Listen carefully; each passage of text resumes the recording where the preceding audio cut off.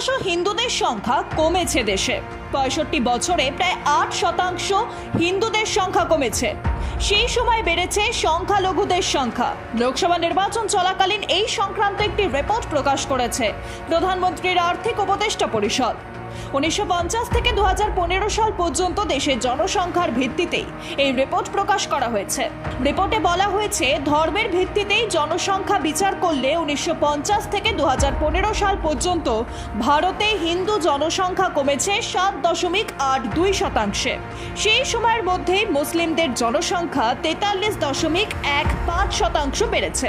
খ্রিস্টান, বৌদ্ধ ও শিখদের জনসংখ্যাও বৃদ্ধি পেয়েছে, তবে পার্সি এবং জৈনদের জনসংখ্যা কমেছে। ওই রিপোর্ট অনুযায়ী 1950 সালের মোট জনসংখ্যার মধ্যে 84.68% মানুষই ছিলেন হিন্দু, যা 2015 সালে কমে দাঁড়িয়েছে 78.06%।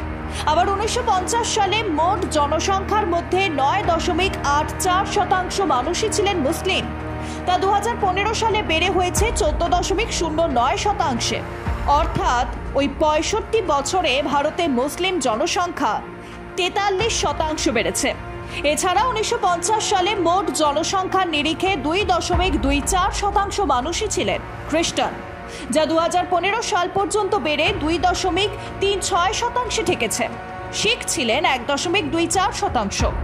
2015 সালে সেটাই বেড়ে হয়েছে 1.85%। বৌদ্ধদের সংখ্যা ছিল 0.05%, তা বেড়ে দাঁড়িয়েছে 0.81%।